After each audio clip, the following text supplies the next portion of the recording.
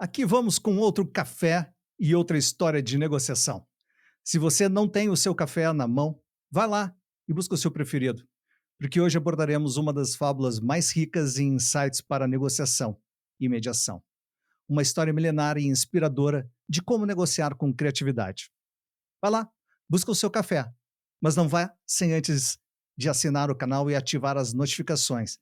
Assim, na próxima oportunidade, você já estará com seu café de preferência em mãos. Você chegou a mais um episódio do Café com Negociação. Hoje vamos passear pela fábula dos 17 camelos. Nesse, vamos ter um insight de como mediar com criatividade em situações atípicas. Vamos aprender a escutar as partes envolvidas em um conflito ou em uma disputa e entender seus interesses. A como abarcar as intenções daqueles que não estão mais presentes entre nós, deixando suas manifestações de última vontade. Aprenderemos a como assistir essas determinações, mesmo que estejam distantes dos costumes do local e à sombra da lei, como os mestres Robert Nukin e Lewis Conhauser trouxeram em 1979 em um artigo acadêmico seminal que mudou a perspectiva da negociação na mediação em casos de família. De qualquer forma, nosso caso de hoje aconteceu há mais de 1000 anos, o que demonstra que a mediação já andava entre os seres humanos muito antes dos tribunais e juízes e procedimentos que não definem e nem satisfazem as partes envolvidas. Vamos viajar para um tempo que as partes tomavam para si a responsabilidade de resolver suas diferentes perspectivas. Eram avançadas e independentes para o seu tempo, sábias porque decidiam seu futuro. Hoje, vamos empreender com um beduíno negociante, líder entre os seus. Seu nome? Omar Zian. Sua missão? Assistir a família do sheik muçulmano Zayed al-Hakim a seguir as orientações do finado, mesmo que não encontrem respaldo nos costumes locais. Veremos o papel do resolvedor de disputas, a finalidade do entendimento dos interesses das partes, uma busca por solução duradoura entre todos, a mudança de perspectiva inicial e como negociar além dos ditames da lei. A fábula dos 17 camelos é uma fonte de inspiração para todos que buscam a resolução de impasses e precisam utilizar a criatividade. Venha aprender como usar a criatividade para solucionar impasses. Vem comigo.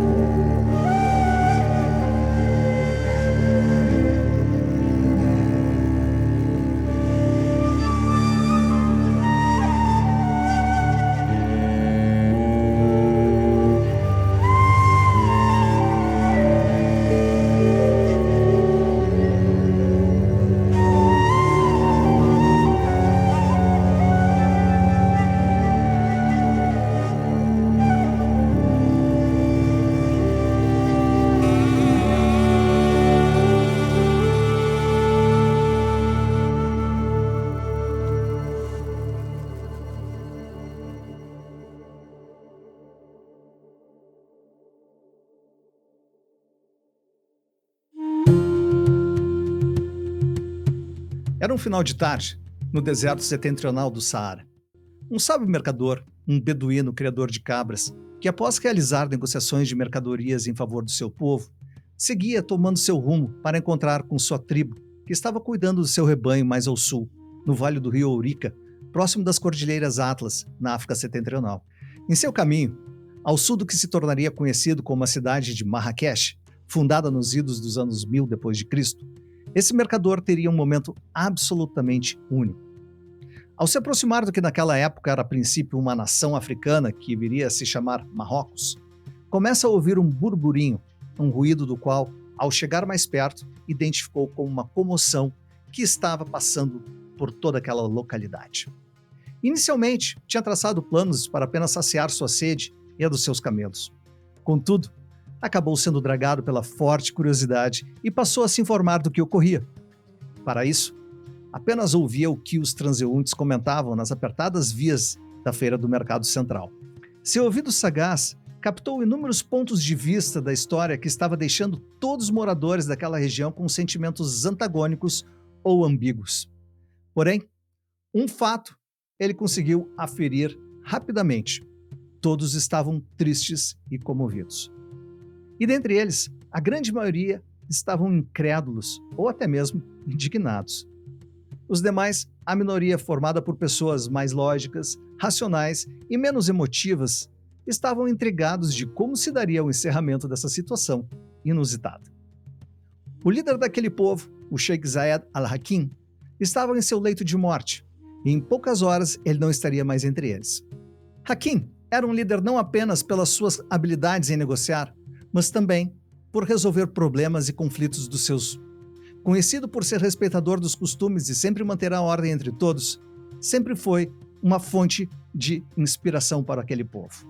De qualquer modo, naquele dado momento, as informações que chegavam ao povo comunicavam que o erudito líder tribal, na presença de toda a sua família, bem como do líder religioso, além do conselho do governo, determinou que sua fortuna, contra todos os costumes da época, seria dividida da seguinte forma: a metade para o seu filho primogênito, ao segundo filho, 1/3 da sua fortuna, e ao terceiro, uma nona parte. Nesse ponto, tem que cabe uma nota de rodapé para a turma da negociação. Os costumes da época determinavam que todos os bens do finado deveriam ser dirigidos exclusivamente ao primeiro filho homem. E como todos aqui já notaram, essa não foi a determinação daquele líder. Voltando ao nosso Omar, nosso amigo beduíno, percebeu que duas questões intrigavam a todos que estavam nesse cenário. Como respeitar as ordens do grande líder sem ferir os costumes sagrados? E ainda, como dividir 17 camelos, sendo 17 um número primo?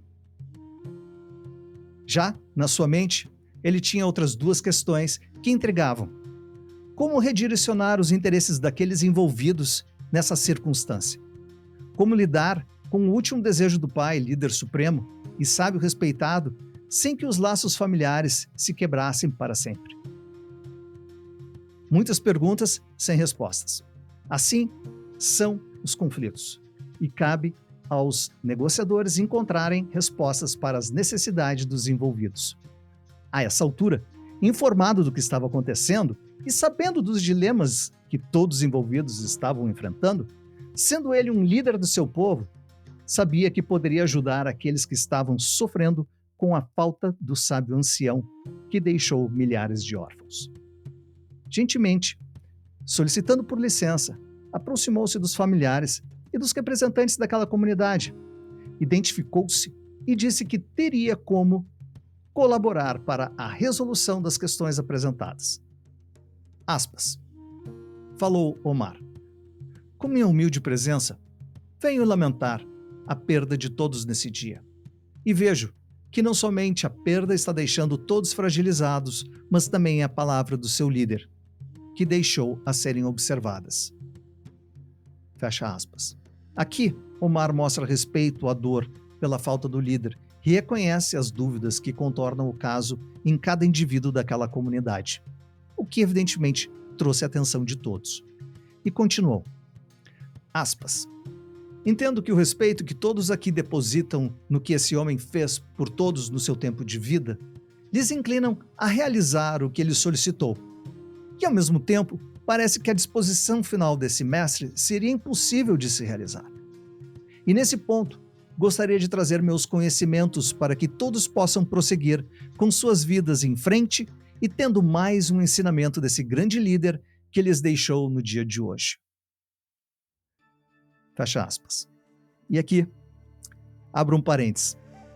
Dizem as testemunhas oculares do fato que, naquele dado momento, antes de passar a análise do imbróglio a ser resolvido, o nosso beduíno se voltou aos familiares e solicitou autorização para se aproximar ainda mais.